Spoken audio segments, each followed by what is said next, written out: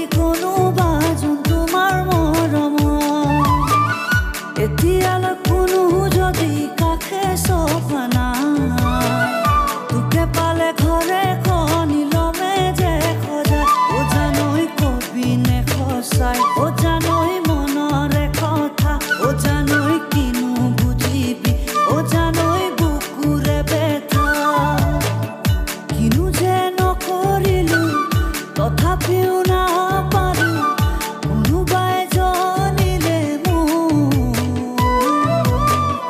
তোৰ দৰে এজনী ভাৰিলা খুপেশ্বৰী পালে পালো মুকুতাৰে ঘৰ পালে পালো মুকুতাৰে ঘৰ আলহী হৈ আহিম এদিন তোমাক চাবলৈ দৰা সাজি আহিম এদিন তোমাক নিবলৈ আয়তিৰে উৰুলিৰে বহাব কাষত সমনীয়াই জোকাব মোক আহি ওচৰত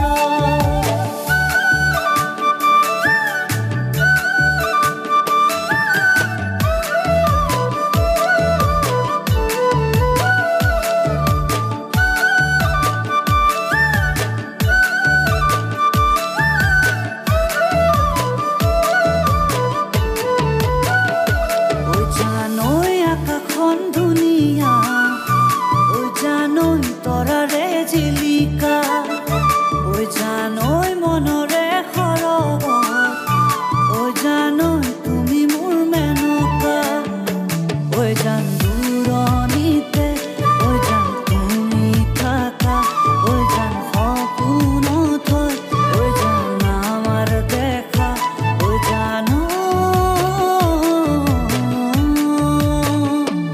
ঐ গুণগুণকৈ ভুমুৰা ফুলে ফুলে পৰিছে ধূপা ধূপে নাহৰ তলত ডাল পৰি ফুলিছে ও জাননী তুমিয়ে মোৰ কামনা বাসনা তুমিয়ে মোৰ জীৱনৰ ভৰসা তুমিয়ে মোৰ বুকুৰে গলি ও জাননী তুমিয়ে মোৰ কামনা বাসনা তুমিয়ে মোৰ জীৱনৰ ভৰসা তুমিয়ে মোৰ বুকুৰে গলি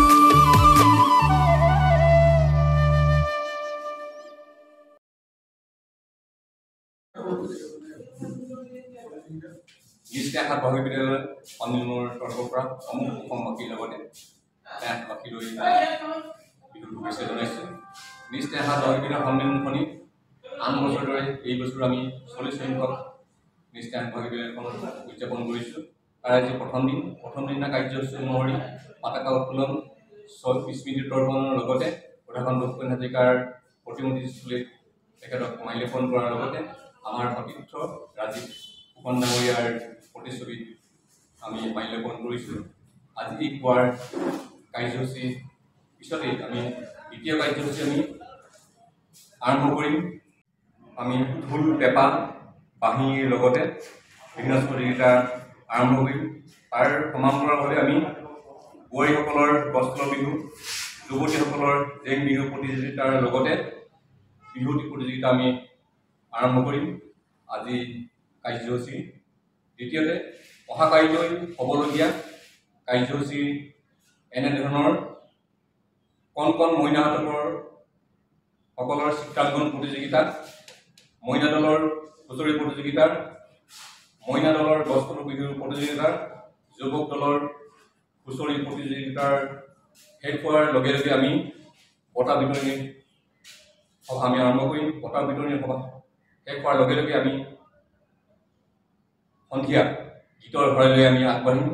আমি গীতৰ শৰাইৰ বাবে আমি আমন্ত্ৰণ কৰি অনা শৰৎনীল বৰগোহাঁই আৰু অভিলাষা ফুকনৰ গীতৰ শৰাই শুনিব পাব। তাৰ লগতে আমি সুদূৰ গুৱাহাটীৰ পৰা নিমন্ত্ৰণ কৰিছোঁ ৰীতিশা শৰ্মাৰ গীতৰ শৰাই। গতিকে সমূহ 63বাসী ৰাইজৰ উপস্থিতি আমি কামনা কৰিছোঁ।